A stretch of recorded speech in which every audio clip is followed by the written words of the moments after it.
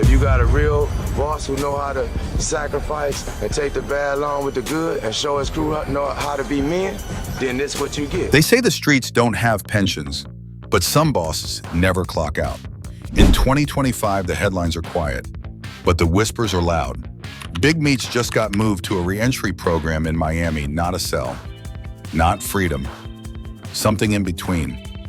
Jeff Fort, locked up since the 1980s, is still running coded messages from inside a supermax where even Wi-Fi doesn't reach. And Larry Hoover reports say the federal government revisited his case this year, the same man who built a multi-million-dollar gang empire from a prison phone. These are not ghosts from history. These are men who, decades later, still shape the code of the streets, some through fear, some through loyalty, some through the illusion that power never dies, it just relocates. From Detroit to Chicago, Queens to Kingston, the oldest black mafia bosses aren't gone. They've just evolved. And tonight, we're pulling back the curtain on who's still active, who's pretending to be, and who's manipulating the game from the shadows.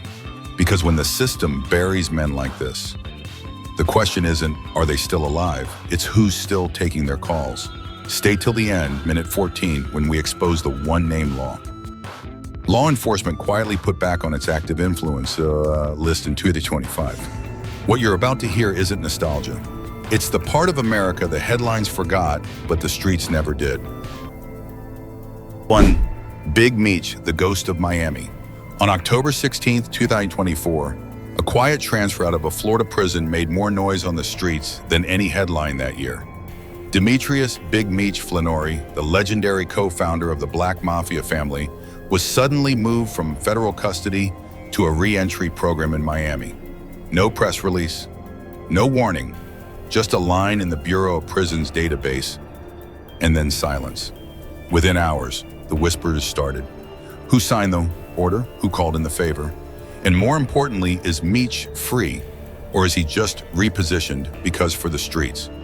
That single database update meant something else entirely. The king might be back on the board, from Detroit to Atlanta. Old heads still talk about how Meech and his brother Terry turned cocaine distribution into a corporate blueprint. By the early 2000s, BMF wasn't just a drug organization, it was a brand. They had billboards, fleets of Bentleys, rappers shouting their names on mixtapes. But what separated Meech from every other dealer wasn't scale, it was vision. He turned street money into culture, image, and eventually, myth, even behind bars. That myth never slowed down. The BMF TV series by 50 Cent made him a legend to a generation who weren't even alive when he got locked up. Now, with his sentence winding down, reports say Meech is still communicating through Proxy's old allies in Atlanta, a few names in Detroit, maybe even some industry connections. Nobody's seen him move. Nobody's seen him talk. But as one Atlanta club owner put it, when Meech breathes, the streets inhale. The question isn't if he's back, it's how many people are waiting for his next call. Next, Dwayne Keffe D. Davis, the man who turned confession into currency, and still can't stop talking. 2. Keffe to the confession that echoes in the game. Silence is currency, but Dwayne Keffe Davis cashed in with his mouth wide open.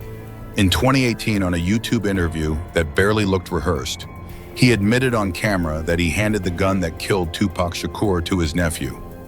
Orlando Anderson, no remorse, no lawyers, just street talk, recorded and streamed. That confession, part of a Tesla-Tall book and a string of interviews, shocked the world. But it wasn't until September 29th, 2023, nearly 30 years after the Vegas shooting, that police finally moved. Keffe was arrested and charged with murder. But here's the part that keeps him in this video. Even from jail, even with a murder charge on his back, he's still talking. Media companies line up for exclusive rights. Podcasters call him a street historian. Netflix and Hulu fight for docuseries quotes. But while the spotlight's on him, the streets of Compton are whispering again. Keffe was one of the last real OGs from the 80s LA game. And old names long thought retired are being spotted again. Meetings in barbershops, codes in Instagram captions. Some say Keffe's still influencing, even locked up. Others say he sold his street pass for a book deal. Either way, he's not invisible. And in this world, visibility is power. One ex-gang member put it like this: Keffe ain't active like he used to be, but he still got the power to get people hurt or paid. And the most dangerous man isn't the one with the gun. It's the one with the story everybody wants to hear. Next, Terry Southwest T. Flannery, the quiet brother who moved bricks in silence and re-emerged as a shadow executive. 3. Southwest, the silent chess player, while Big Meech was lighting up Atlanta with Bentleys and billboards.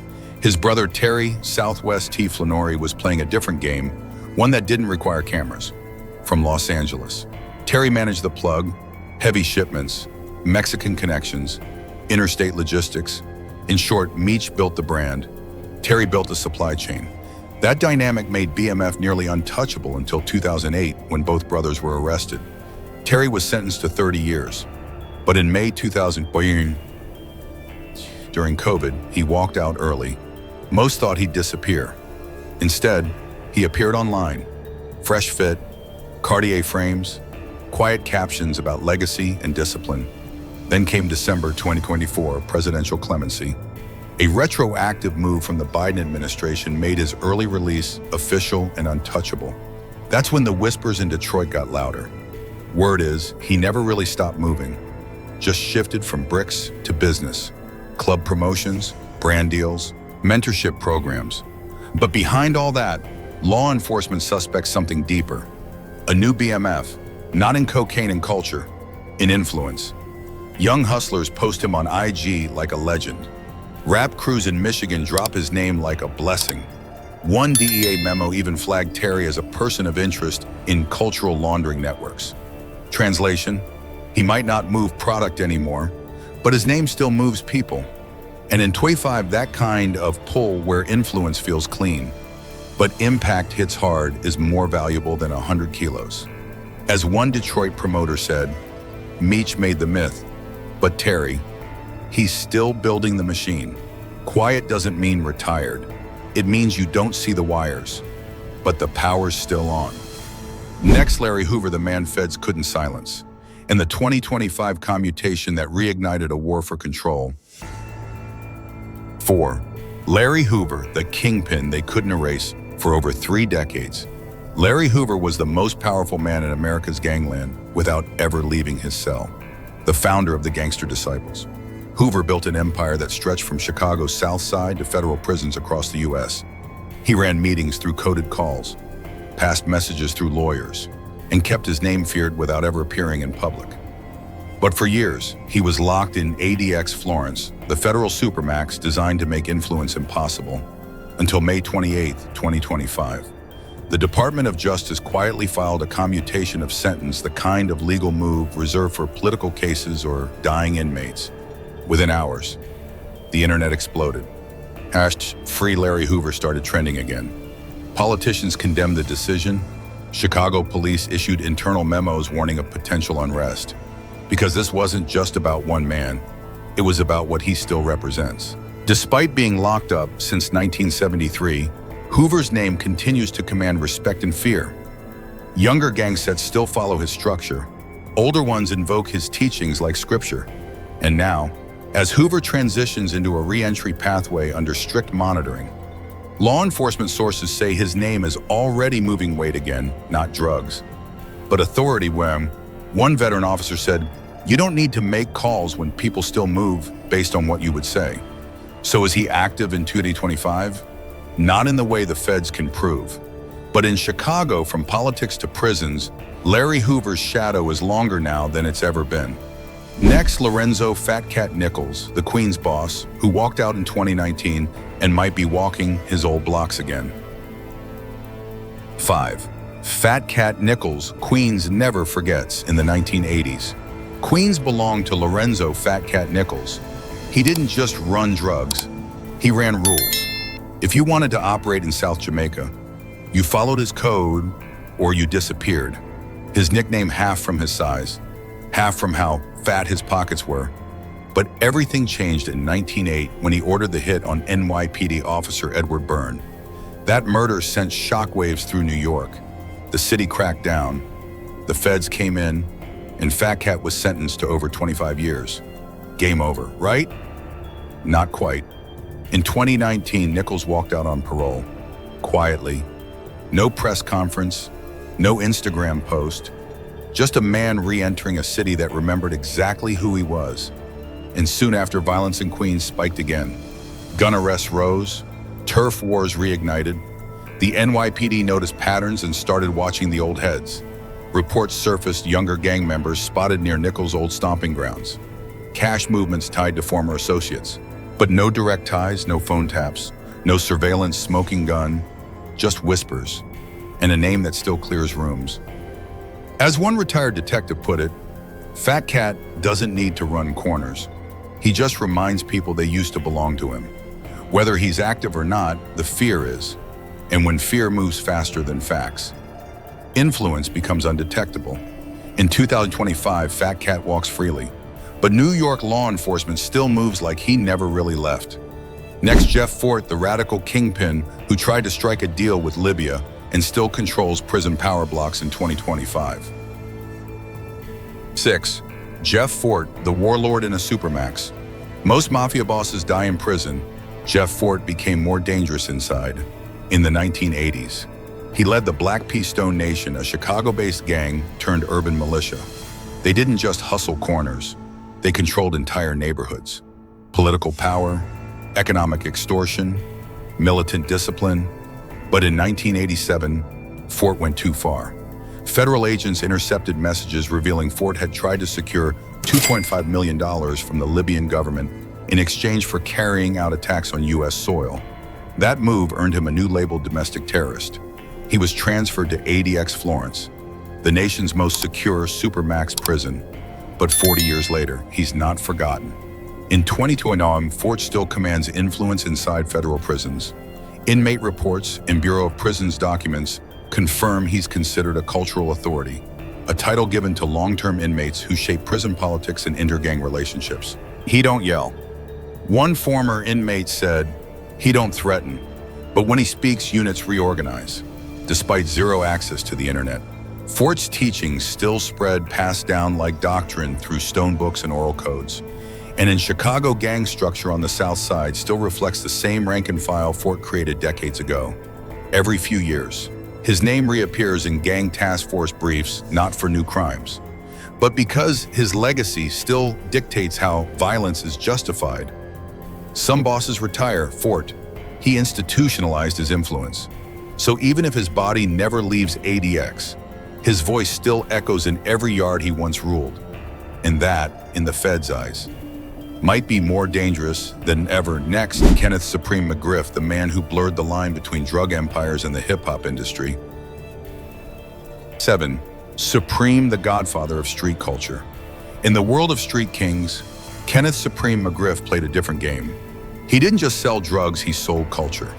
In Mafia 80s Queens, McGriff founded the Supreme Team, a violent, disciplined organization that ran heroin like a Fortune 500 company.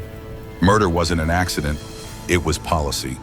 But what made Supreme truly dangerous wasn't his trigger finger, it was his vision. He saw early that hip-hop wasn't just entertainment, it was infrastructure. Supreme began investing drug profits into music funding studios, backing rappers, and blending street credibility with commercial reach. That strategy changed everything. Suddenly, the dope game had a PR department. His influence grew.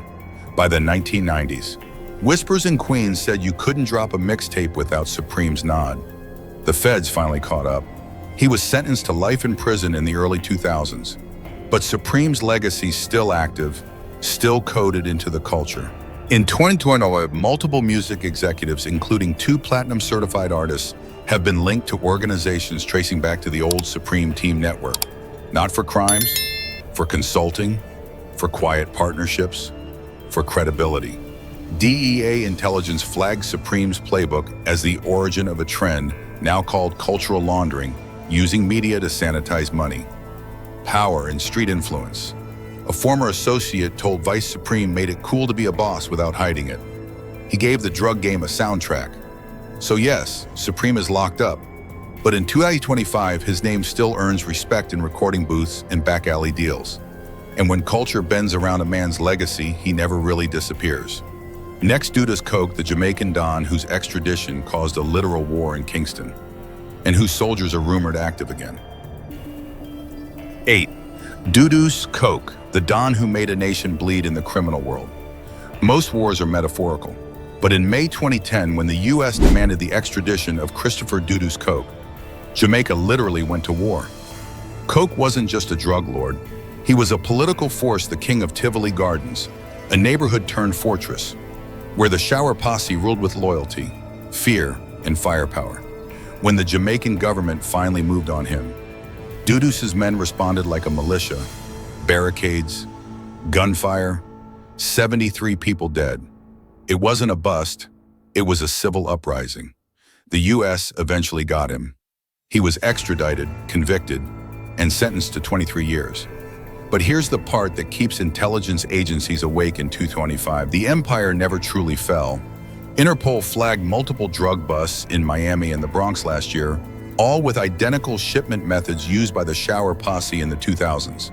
In Kingston, shootings have spiked again in the same zones Dudus once controlled. Police sources believe a new generation of enforcers, loyal to Dudus's legacy, are reclaiming turf under the radar from inside prison.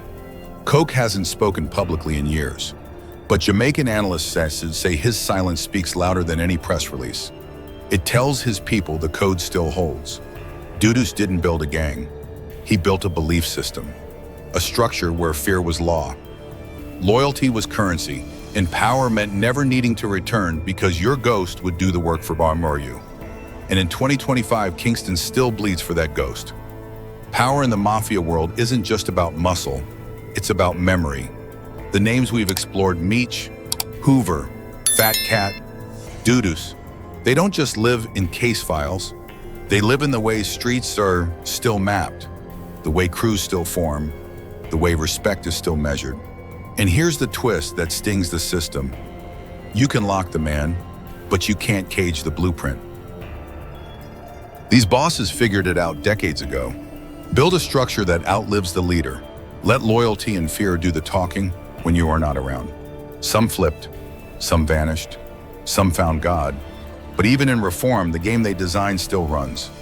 In 2025, the FBI's most active gang units are still tracking moves made by men who haven't touched a sidewalk in decades, and when new bloods follow old rules. Maybe it's not history, maybe it's legacy. So now we ask you, which of these bosses do you think is truly still active, and which one fooled us all? Drop your theory below, or better yet, tell us who should be on the next list.